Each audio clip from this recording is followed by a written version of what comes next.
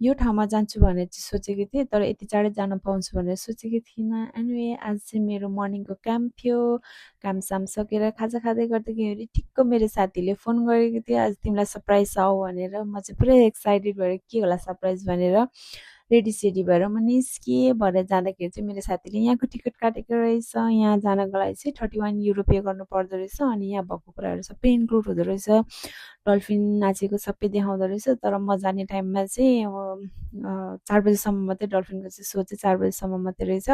4 बजी एकचोटि, अनि त्यसपछि 2 बजी एकचोटि, 12 बजी एकचोटि देखाउँदो रहेछ। म पुग्दाखेरि चाहिँ 5 बजिसकेको थियो, त्यही भएर मैले त्यो सो चाहिँ हेर्न पाइनँ। अनि त्यस पछाडि मलाई यहाँ भएको चाहिँ एउटा कुरा चित्त नबुझेको चाहिँ, चित्त नबुझेको त होइन, तर त्यो कुरा चाहिँ कस्तो लाग्यो कि यिनीहरू चाहिँ सब सुतिदिइरहने के, सबै सुतिरहेको, अनि एकदमै अल्छीहरू रहेछ। हुन त यस्तै होला, अब त्यो जङ्गलमा कुद्नेहरूलाई यसरी थुनेर राख्दा त अल्छी त लाग्नै परिहाल्यो बिचरालाई, त्यस्तो होला। अनि मैले चाहिँ यहाँनिर धेरै कुरा देखेँ, यति रमाइलो भयो। त्यो 2 घन्टा 3 घन्टा कसरी बित्यो नि थाहा भएन कि, एकदमै रमाइलो भयो। अनि मैले लाइफमा हात्ती देखेको थिइनँ कि, साँच्चीकै हात्ती चाहिँ पोर्चुगल आएर मैले हात्ती पनि देख्न पाएँ। अनि त्यस पछाडि हात्ती चाहिँ पुरै उडी उडी हिँडिरहेको थियो, घुमी घुमी हिँडिरहेको थियो। यिनीहरूलाई चाहिँ अल्छी लागेको नरहेछ, तर अरू जे जे देखेँ तिनीहरू चाहिँ मैले सबलाई अल्छी नै देखेँ। अनि हुँदा हुँदा यहाँ भैँसी पनि राखेको रहेछ क्या। यदि हजुरहरू कोही नेपालमा हुनुहुन्छ भने चाहिँ भैँसीलाई पुरै मजाले हेर्नु होला। पछि विदेश आएपछि त भैँसी हेर्नलाई पनि पैसा तिर्नुपर्ने हुन्छ, त्यही भएर भैँसी चाहिँ मजाले हेर्नु होला।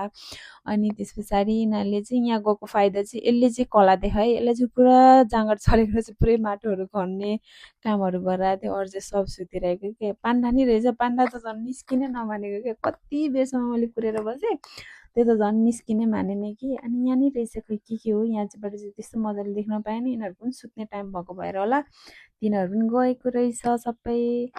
अनि त्यस पछाडि यो एउटा अनौठो कुरा देखेँ कि, यहाँ चाहिँ पुरै यो चाहिँ रिसै रिसै हिँडिरहेको थियो क्या।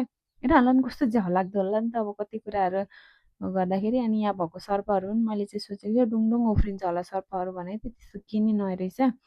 यिनीहरू केही नि नउफ्रिँदो रहेछ, यिनीहरूलाई चाहिँ त्यतिकै अल्छी लागेर बस्दो रहेछ। तर पनि एकदमै रमाइलो भयो। अनि त्यस पछाडि यदि हजुरहरू जानुभएको छैन भने जानु होला। कोही साथी छैन र साथी जानु अल्छी गर्छ भने साथीलाई पनि पिटी पिटी लानु होला। हुँदा हुँदा यो माछाधरि अल्छी के, कसम मैले सोचेको थिइनँ यति अल्छीहरू हुन्छ भनेर। अनि चाहिँ यो चाहिँ डल्फिनको सो देखाउने ठाउँ रहेछ।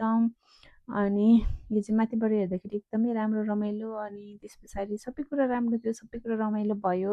यदि हजुरहरू जानुभएको छैन प्लिज जानु होला, हेर्नु होला, रमाइलो मान्नु होला। फेरि फेरि समय फर्केर आउँदैन, त्यस्तै हो, अरू त केही छैन। यहाँनिर चाहिँ यो उयो देखेको थिएँ, यिनीहरूको चाहिँ झन् कुरै नगरौँ के सल्लाह गरेर बसिरहेको थिएँ।